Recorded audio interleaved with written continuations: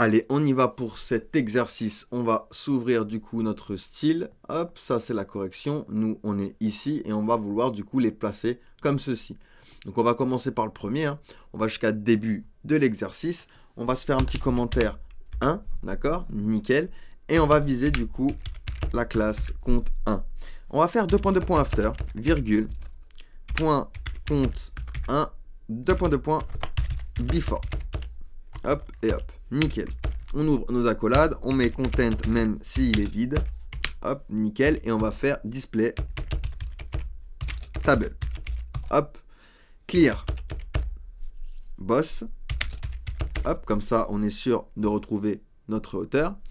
Et maintenant on va prendre, vous voyez, nos éléments colonnes. D'accord, nos éléments colonnes. Ok, mais dans le compte 01. Donc on va faire point compte 01, point colonne. Hop, on va utiliser du coup float left, donc ils vont flotter à gauche, d'accord, nickel. Et le but, c'est qu'ils prennent du coup 25% chacun, d'accord, de width. Ils se partagent ici l'espace disponible. Donc on va faire width 25%. Hop et hop, nickel. On vient ici, regardez, on a la même chose, d'accord. Ils se sont placés du coup avec 25% de width. Ils se partagent du coup la width, d'accord, nickel. On vient au niveau du deuxième, hop, donc le deuxième, hop, un peu le même principe, voire le même principe. Donc on va venir ici, hop, on fait 2, donc on repère bien, regardez, ce qui se passe, c'est le même principe, sauf que, vous voyez, le 3, il est ici, le 2, il est à la fin. D'accord, alors que ici on a suivi, hop, ici on a suivi 1, 2, 3, 4. Ici le 3 est à la deuxième position et le 2 est à la dernière position. Et le 4 du coup à la troisième. Donc du coup, je vais venir ici, on va viser du coup point compte 02, 2 points de point after, virgule, compte 02, 2 points de point before. Hop et hop. Donc je peux mettre virgule comme ceci et sélectionner plusieurs éléments pour leur appliquer du CSS. D'accord? Je peux prendre plusieurs éléments, même de différentes parents, d'accord, de différents parents, et les sélectionner ensemble grâce à la virgule. D'accord? Donc ici je vais faire content, pareil, content 2 points, hop, on le met même s'il est vide, display table, hop, et clear boss. Hop et hop. Donc comme ça, on a bien notre hauteur. D'accord? On ne perd pas la hauteur. On va prendre maintenant point compte 02, point colonne, width 25%. On veut qu'ils prennent 25%. D'accord? Donc on met ici, tac, ils prennent bien 25%. Donc là, ils ne flottent pas, hein, c'est normal. Ici, du coup, je vais venir faire point compte 02, point col 1, donc je prends la colonne numéro 1, point compte 02, point col 3, je prends la colonne numéro 3 et je les flotte. Float, left, hop et hop, tac. Donc ils vont aller flotter du coup à gauche, d'accord. Donc si je viens dans mon index, vous voyez, mes colonnes ont également une classe col 1, col 2, col 3, etc.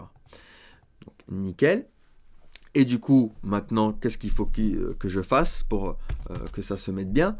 Eh bien, il faut que je fasse point compte 02, point, et là, je vais prendre col 2, virgule, compte 02, point col 4, float, white, tu vas à droite, hop, et regardez, tac, j'ai exactement la même chose, vous voyez, tac, je les ai fait du coup flotter, j'ai pris la 2 et la 4 que j'ai fait flotter à droite, et la 1 et la 3 que j'ai fait flotter à gauche. D'accord? Ensuite, pour l'exercice numéro 3, hop, alors ici on est à 1, 2 et 3. Donc on a un design un peu spécial, on a la colle 1 qui prend toute la largeur, la colle 3 qui prend un peu moins de place, et la colle 2 et colle 4 qui sont du coup superposées. Donc on va venir déjà se faire une petite démarcation.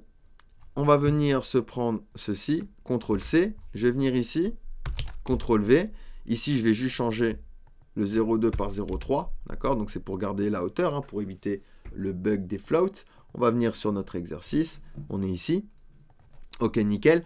Et je vais commencer par prendre du coup compte 03, point col 2, virgule, compte 03, point col 4, float right. Donc je veux que tu ailles à droite et tu prendras une width de 75%. Hop et hop. Clear right. Donc tu vas pousser les autres éléments en dessous. D'accord? Donc hop, ils ont bien pris ici, vous voyez, hop, 75% de ma largeur. Et il a poussé mon autre élément en dessous. Ok, nickel. Maintenant, il va falloir que je prenne le 3. Donc je vais faire point compte 03, point col 3. Et lui, je vais lui dire float à gauche, float left, avec une width de 25%. Hop, donc 75 plus 25, 100%. Parfait. Donc maintenant ici, alors j'ai fait une petite faute ici, nickel. 0,3. Hop. Et regardez, tac, il est bien venu se placer correctement. D'accord? Hop, on a exactement la même chose. Hop, on vient ici. Hop, vous voyez, le 1 du coup prend 100% de base et on a placé le 3, le 2 et le 4. Donc maintenant, on va faire celui-ci. D'accord? Donc on a le 1 pareil, le 2 ici à 25%, le col 3 qui est au milieu, col 4 qui est à la fin et le col 5 ici. Donc on va venir ici. Donc on est à l'exemple numéro 4. On va se prendre ça en même temps, CTRL-C. Ici, on va faire un commentaire. On va se coller ceci. Tac, nickel. Ici, on va changer le 3 par 4. Parfait. Et je vais utiliser du coup point compte 04, point col 2, width 200 pixels. Et je vais le faire flotter à gauche. Float left. Hop, nickel. Donc on vient ici sur notre document. Tac, tac, tac. Alors, hop, on est du coup ici. Hop, parfait. J'ai pris col 2. Maintenant, je vais prendre col 4. Je vais faire point compte 04, point col 4. Width 200 pixels. Float right. Hop, nickel. Je le fais flotter à droite. Hop. Ensuite, je vais prendre col 5. Compte 04.col 5. Clear. Boss. Hop, je vais pousser les éléments.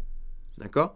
Et pour finir, hop, je vais faire point compte 04. Point col 3. Et je vais faire flotter à gauche. Float left. Et je vais lui donner une width. Hop, width. Et vous savez, on va utiliser du coup la fonction calc, par exemple. 100%, moins 400 pixels. Hop, d'accord, moins 400 pixels parce que ici, col 2, col 4. D'accord, et du coup, il est bien venu se placer. Regardez, hop, vous voyez, tac, ils se sont bien placés. Ok. Et pour le dernier exemple, on vient ici. Donc on est au 5. Donc c'est un peu comme le premier, sauf qu'on a changé l'ordre de nos éléments. Donc ici, alors, hop, j'avais une petite erreur là, nickel. On va se faire une démarcation. 5. On va prendre le clear boss, etc. CTRL-C, CTRL-V. Ici, on va changer le 0,4 par 0,5. D'accord, donc ça c'est pour la hauteur, hein, pour le bug. Et ici, on va prendre du coup point compte 0,5, point colonne, float left, width 20%. D'accord, je veux qu'il prenne que 20% de width. Ensuite, je vais prendre point compte 0,5, je vais prendre point col 1, margin left 40%. Et margin white, je vais lui mettre une margin négative. Donc margin white, moins 60%. Hop, parfait. Ensuite, je vais prendre point compte 0,5, point col 2. Hop, parfait. Et je vais également jouer avec les margins. Donc je vais lui donner une margin left de 20% et un margin white de moins 40%. Hop, d'accord? Donc pour pouvoir changer l'ordre, d'accord? Je change l'ordre. Vous voyez, le 2, je l'ai placé ici. Et le 1, il est venu se placer ici. D'accord? Et c'est comme ça qu'on va pouvoir, du coup, gérer le placement. Donc ici, on va viser maintenant le 3. On va lui dire margin left 0, puisqu'il est au milieu, et moins 20 pixels à droite. D'accord? Tac et tac. D'accord? Au milieu, il est en premier, pardon. Donc, on l'a bien placé, du coup, en premier. Ici, Alt-Maj flèche du bas. On va le faire 2 fois pour col 4 et col 5. Hop et hop. Pour col 4, on va faire 60%. Margin left 60%. Et moins 80% pour margin white. Et pour la col 5, 80% et 0% du coup à droite, puisqu'on veut qu'il se colle du coup à droite. Et du coup, on a exactement la même chose. D'accord? Donc j'ai joué avec le margin. J'ai poussé le 5 en lui disant margin 0 à droite et 80% de la gauche. D'accord? Pareil pour le 4.